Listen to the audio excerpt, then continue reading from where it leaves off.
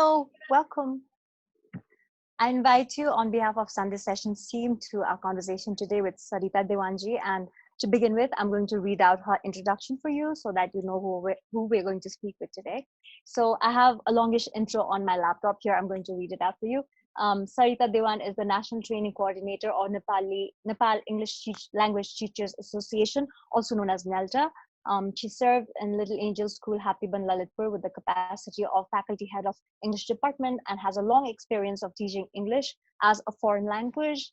She has presented papers in national and international conferences like NELTA, TESOL, and ICELT Malaysia. Her articles have been published in the Journal of NELTA and the Warwick ELT, the University of Warwick, UK, Voices, IATEFL UK, and NELTA ELT Forum. As a core member of Asian Teachers Creative Writing Group, a couple of stories have also been published by Lincoln Studies in Second Language Teaching, Lincoln, and Guri Puran Publications, Kathmandu. She's a member of the International Association of Teachers of English as a Foreign Language, IATEFL, teaching English to speakers of other languages, and Asian Teachers Creative Writing Group. She also worked as a master trainer and the editor-in-chief of Quest Nepal. So that's a longish introduction of Sarita ji for you, but I felt like it was really important to share this information so that you understand where she is coming from when we're having this conversation today. Sarita ji, welcome to our conversation today. Are you there?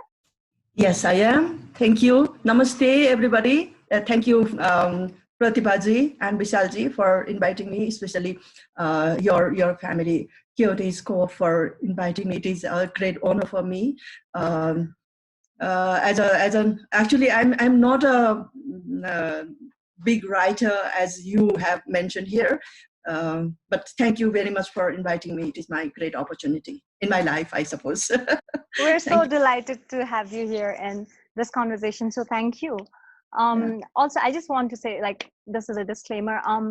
It's raining, it's been raining all day long where I am located right now, and it looks like it's been raining everywhere in Kathmandu, and the internet tends to get erratic when the weather gets bad. So, and also the lighting is not that great, but I think if we lose connection, we will keep talking, and one of us will still be in conversation with you, either Sarita ji or me.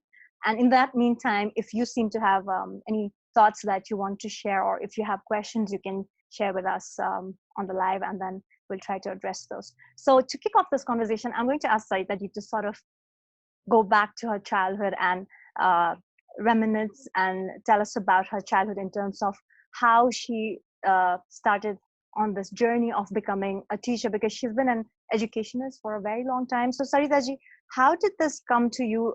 Did you always think that you would become a teacher when you're growing up? Because I understand you grew up in Darjeeling, right? So was this an ambition you carried in your heart as a child? Yes, actually, this is a dishonor to my profession if I say that I did not like to become a teacher. Well, since my family background, my father is in British Army, was in British Army. So my childhood spent going here and there, and then I studied in Darjeeling, you are right. But I didn't have a particular aim to become a teacher. Maybe it was because the teaching things and other things made me tired of being a teacher. But I still remember during the childhood, I used to play teacher. We used to gather our youngers, and we used to teach during the holidays. But that was merrymaking, But as a profession, I didn't think that I would be a teacher. But I wanted to I wanted to join army. But during our period, there was no provision for the females to join the army. So my dream was a dream only. But after I got married, and that is for bread and butter, I joined teaching because it was easier for that time. It was easier for the people from Darjeeling to get a job as a teacher. So I started teaching in Anandakuti. So the journey of teaching started from Anandakuti. That was in Swayambhu. It is still there, but it was one of the famous schools in Kathmandu at that time. So my journey started from Anandakuti. It's so interesting that you say you wanted to join the army.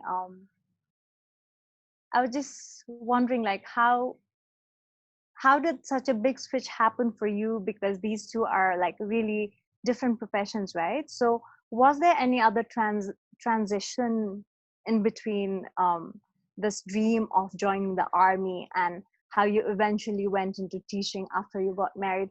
Was there anything else that happened in between two phases that sort of shaped the journey further for you? Thank you. That is a real interesting question. As I told you, my ambition was, unreachable. And my father, actually, he was a very strict man at that time, and he did not want me to uh, join army. Basically, it was not only I wanted to become a soldier in that time. I wanted to join army nursing, actually, in fact. But my father did not allow me because he had uh, been in the army for so long, and he did not think that it is good for us to, I mean, people to join army, because they have hierarchy and you need to do so many things in order to reach the higher rank. He has felt that I should not join army.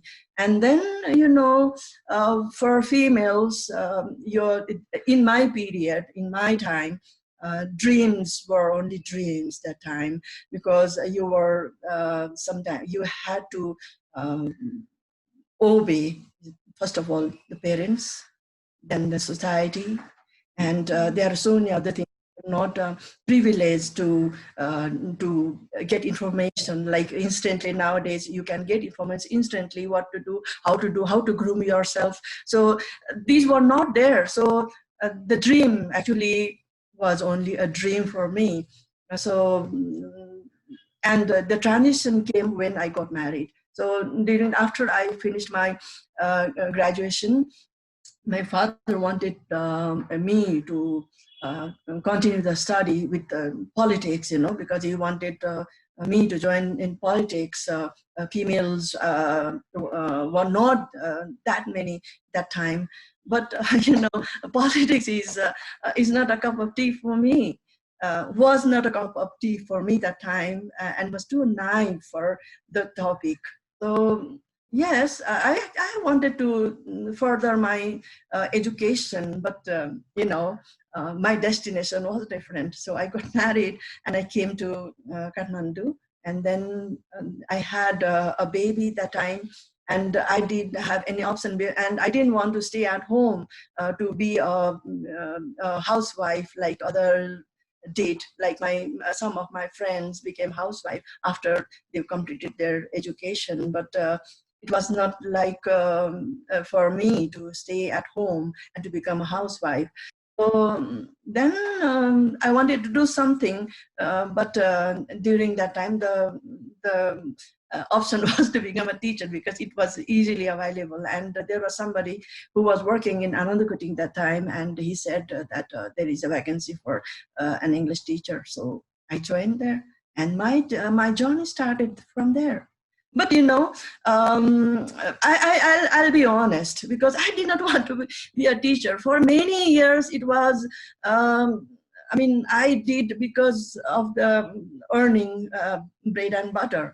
But my mind was not be a teacher. I did not want to continue as a teacher. So in between, I did my master's in sociology from TU because I wanted to do something. I wanted to work in a society, the social problems. There are many cultural and other problems are there. And because, since whether it is in Darjeeling or whether it is in Nepal, women are women. Their condition, their and social problems are almost same because we are Nepalese and we have same kind of culture.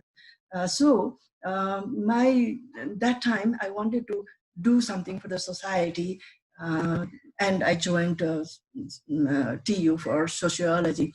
I did my sociology, and my topic for the thesis was empowerment of female, of Jaipur women. So I did a thesis on Jaipur women because I wanted I wanted to work for the women empowerment. But that dream was also a dream only because the teaching is such a job that where you have to give a full I mean, you need to do a lot of things in teaching, and by the time I had two more babies, so I couldn't join the other professions. So lastly, in between, I took leave for 2 years to complete my thesis, and then I wanted to have a break, in between, and but and then my destiny was only teaching, so I went to Little Angels as a teacher, and from there my second chapter of teaching started, and till now I'm a teacher. You've been working as a teacher, which is great. And as you're talking about the challenges women face in terms of selecting the professions that they really want to go into, I was thinking of how this has been such a big battle for women, starting from your days, or even, I mean, actually from centuries ago to even today. I think most women, not every woman, but most women still struggle within their families first in terms of the professions that they want to pick, and there's often a lot of resistance, and there's often resistance against parents, right? And there's always this tussle between parents. At least I've seen this in different families. And also, if we look at how professions have been sort of boxed for women traditionally, I think it was either teaching or nursing, or mostly professions where women were also seen as nurturers and caregivers, and those are the professions that were sort of that women were expected to join. But thankfully that has changed a lot, and I always feel like it's women like you who've been on the forefront, who've actually made that change possible for women who came after you. And I was also thinking, as you're talking about your dream of doing social work, that you wanted to do it through social work, but I feel that you've already done all of this through your teaching, because you've educated so many women.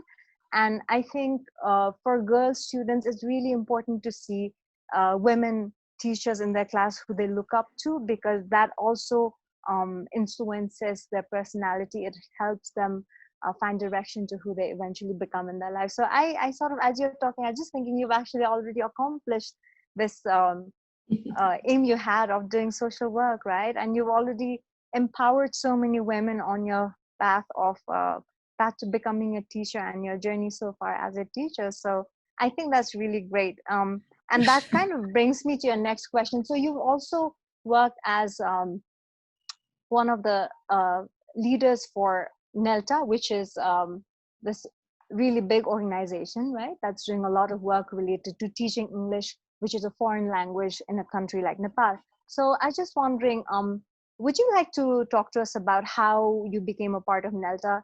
But first about NELTA, like what does it do? And then after that, we can go on to other questions that I'm just seeing questions pop up here on live. Some of them are from your students. So we can take questions in a while, but would you like to tell us about NELTA first? Well, it is actually, I must tell you the background, how I became a member of NELTA. So as I've already told you that the transition period was there, I was still in Anandakuti, and And sometimes I become crazy about things. I wanted to do things. Still, I want to do something different in my career, in my job, in my. I want to do something. So I had heard about NELTA because then principal late Prateebha Bhattacharya was one of the founders of NELTA, and he used to talk about NELTA, and there was a first conference of NELTA that was in, sorry, that was in year 1992. So that was the first conference that was held at Jawaharlal Staff College. And I went there with his permission. I went there, and that was I was so excited to see there are so many teachers who are very excited to learn things. And then I realized that teaching is not only teaching. There's so many things that you have to come across, because I was naive. And since, as I have already told you, I just used to go to school teaching, take out the book and teach whatever there in the content. But after meeting so many people there, it opened eyes for me. And then I started joining the conferences. Then I became a member in 2005. 2005.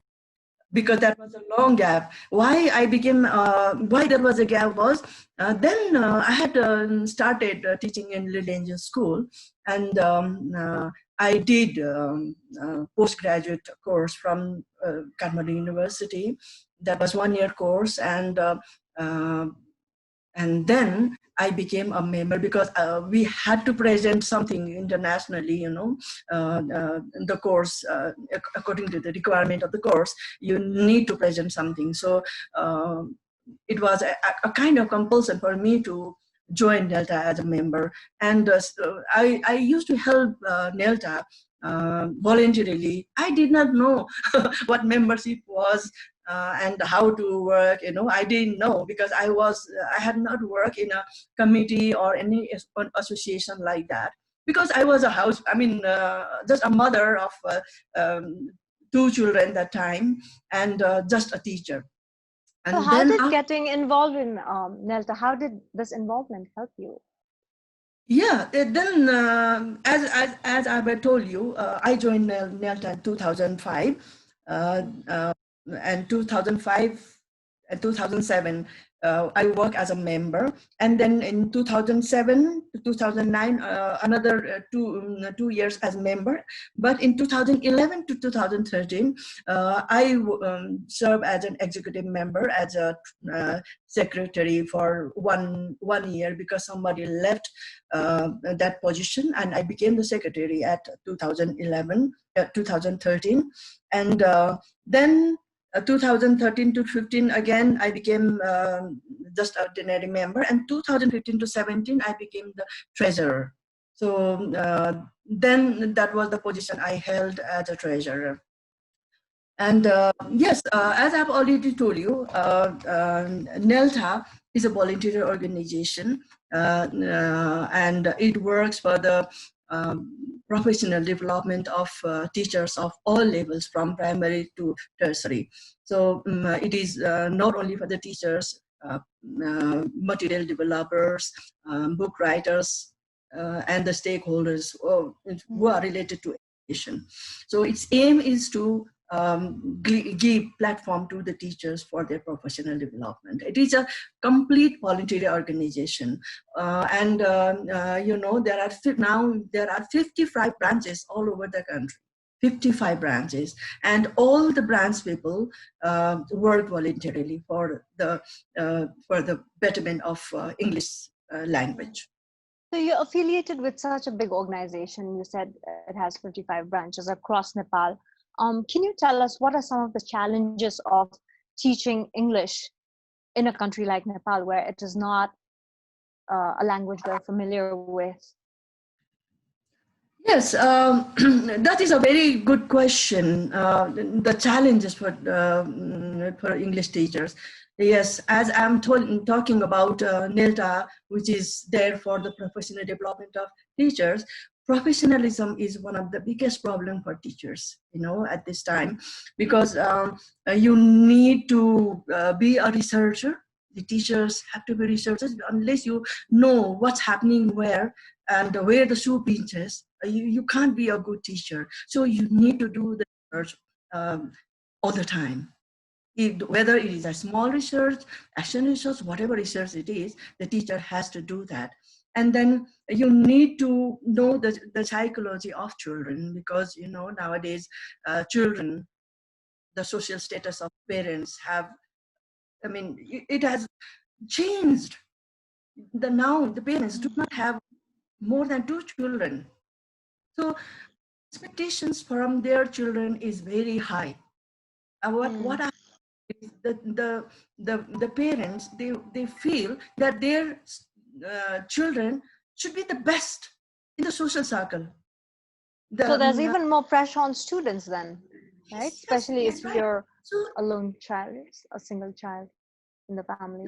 as a teacher, you need to balance, Mm. because you cannot give physical punishment to the children as it used to be. So how to motivate children? So that that ability teachers should have. And then the class management, it is one of issue for the teachers.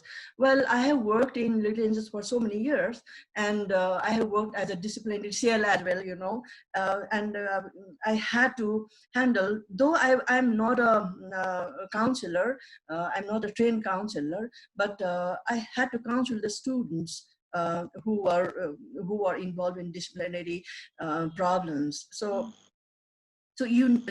the teachers should know the psychology of the children and the class management.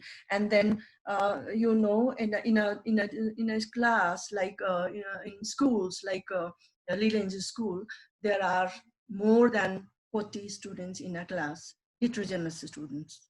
The class, the level is, the capacity of learning is different, because the children have different ways of learning things, and they are all in one class. So the teacher has to motivate in his or her level, and the exposure is very important for the teachers. Nowadays teachers get exposure, even if it's not face to face, they get virtual exposures. But during my time, it was not there. Whatever you had to do face to face. You had to strive in order to expose yourself, in order to get the networking with the other teachers of the world, what's going, because the world has become a global village. The teachers you are students you are teaching is not only teaching English. You have to the life skills. It's not only teaching English. You need. I think I have a question for you related to that, which I will come to later. But Yeah. um, I just really wanted to say that I'm so glad that shift has happened from physical punishment to motivation, because I think a lot of children who are growing up, at least at the times I did, suffered because of physical punishment. And I'm definitely one of them, because I was terrible at math, and I got beaten up quite a lot in school. So I hated school, and I did bunk school a lot. So I'm glad that shift is happening. So I wanted to actually request you to read some of your poems to us, because you're a creative writer yourself, and I know that you experiment with different forms of writing. And can we also sort of go into the different forms that you're really good at writing? For instance, you're great at writing mini sagas, right? So, what are mini sagas? Would you like to read one of them for us? um, Actually, Mini Saga is now, people do not have time to read, and Mini Saga is a expression of writing a story within 50 words, like a story that has the starting, the climax, and the ending. The mini saga also has, you have to follow the same pattern. You need to start, reach the climax, and story. So it is of 50 words a story. So that is called mini saga. Okay, you want me to read a poem, right? Uh, That would be nice. Actually, yeah, I'm not a regular writer. You know, you have written. You said that you rightly said that I write for myself. So whenever I find some topic, I just write. Sometimes I look at the sky, look at the clouds moving from here and there. The color that changes at the dawn or dusk. It motivates sometimes. So it comes automatically, you know. So this poem is a tribute to women of the world. Okay, the title is Bougainvillea. Actually, I have lots of flowers in my garden, and actually, I was looking at the at my flowers, and I wrote something, and it was a kind of tribute to the women of the world. Red, white, yellow, and purple, even variegated tiny trumpet flowers blooming in my small garden. So bright and captivating. The envious look of passers-by make me excellent. I go near them. I hear their whisper. Life is beautiful and colorful, they say. The butterflies and bees taste the beauty softly. The birds unknowingly bloom for them. I see, I see surrender, really coincident. But then they dance with the rhythm of the north wind, enjoy the warmth of the south breeze. The delicate petals motion themselves with the dewdrops, get ready to bloom unknowingly, welcoming the intruders. Get ready to bloom unknowingly, welcoming the intruders in spring, summer, or autumn, blooming life tirelessly with the new leaves, new birds, and new life. Now, now they are bare and barren, lifeless without leaves. I go near, worried about their lifelessness. They are numb. I scratch the stems to see if life exists. Yes, it does. Yes, I have to wait till spring. Impatience hits me hard. Lo, now leaves are coming. So delicate, yet so many. I cry with joy. My hopes of resumption, my hope of beauty, color bloom inside me. Butterflies and bees mutter around them. The north wind and south breeze shake them gently. They dance with rhythmic joy, and I sketch their activity silently, unnoticed. I try to note down the rhythm and hear the music. The wind plays with them, my beautiful bougainvillea, in my small garden, my inspiration, my life. Thank you. Oh, thank you. That was lovely. So, what Thank do you. you mean when you say you write for yourself? You know, though I'm a creative writer in a group called Creative Writer. We have a small group in Nepal. We have some teachers in Malaysia, Thailand, Singapore, and our leader is Professor Malay, who is one of the greatest creative writer, and he has written many poems and activities on poems, and he's a editor. He actually, my words are very limited for him, so accidentally I came to this group. I was in Delhi Angel School, and actually Vishnu Singh Rai, sir, Professor Vishnu Singh Rai, he is one of the leaders in Nepal. He had come to Lily Angels for a talk program, and he inspired me to join because I had some interest in writing. So he called me to join his group, and then from 2012, I'm with him, and we have a small group now. Myself, Vishnu's Professor Vishnu Singh Rai, Ms. Motikala Dewan, who is the president of NELTA, and then we have Miss Maya Rai, who used to be in CDC, before, and now she is a retired person. And Professor, um, we have a new member, Kunjan Mani Gautam, is a member, and we have members in South Asia, as I've already told you, and one participant from the US as well, Professor Krog Branch. He's also a member. So we have a small group of people, and we hold a workshop in different places. We write. As you have said, we write poems, different types of poems, haiku, and other types of poems. I'm a lazy person, so I write free verse and some haikus, and then stories, long stories, and short stories like mini saga. And there is haibun. Haibun is a kind of the mixture of poem and prose. Like you can write any experience or a story in a form of haiku and a story, or travelogue, whatever you can write. So, and we edit within our group, and we edit, and the final editing is done by Professor Allen, and we publish that. We need to find publisher.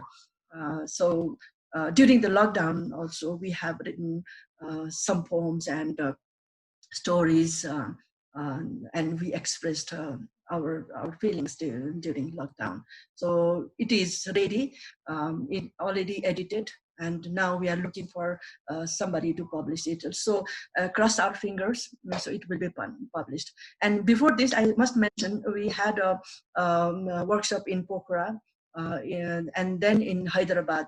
So during these two workshops, we have already written some poems, and so that is the reason why I didn't want you to post some of my poems. I'm not a very regular writer, so I write only during workshops. And yes, I jot down something in my notebook, but I do not give up complete shape unless I'm compelled to. So I write for myself. We're looking forward to your book. I mean, the one that you're Thank publishing you. with your Creative Writer Teachers Group.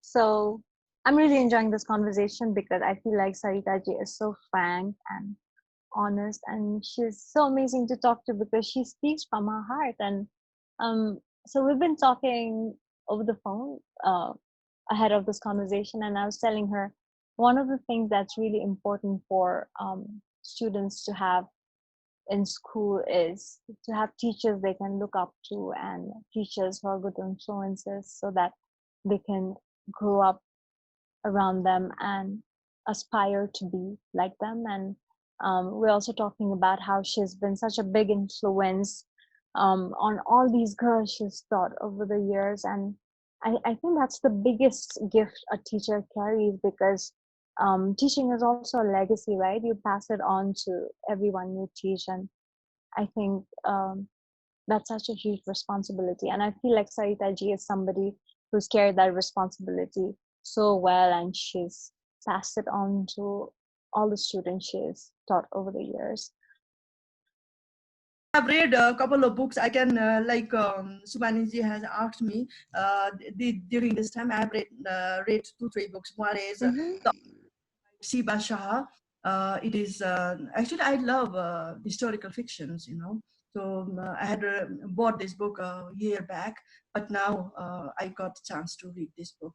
That is The Other Queen by Siba Shah, and another one is Naudara Pari by Professor Vishnu Singh Rai, and translation of Aja Ramita Cha, that has been translated by but to be honest, I did Anju Thapa, and I have read Radbari Huri Chalyo as well. And thing is, in one of the characters of Radbari Huri Chalyo was unknown to me.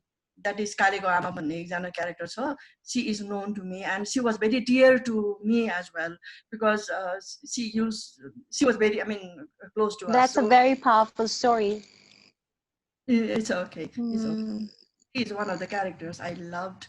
And Mm. then the last, which I'm going through, is Lost in Tradition by Kul Chandra Bhushal. Sorry, Kul Chandra Gautam. Gautam. Mm. It's about the transition period of Nepal during Maoism, Maoist and democracy. So this is a very interesting book I'm reading now. It is almost finished now. So thank you so much, Sabina, Subhaniji, and Pranabji, and the entire team for making me express my views and express myself. And it's wonderful talking to you all. Thank We you very really much. enjoyed this conversation with you. So thank you. Thank you on behalf of the entire team. I've already done the thanking, but I'm going to do it once again. Thank you. Thank you, audience, for joining us. And thank you, Sarita ji, for joining us in this conversation. Yeah, And thank we you look very much. forward to reading your published works. Sure, Thank you. definitely. Thank you. Bye bye.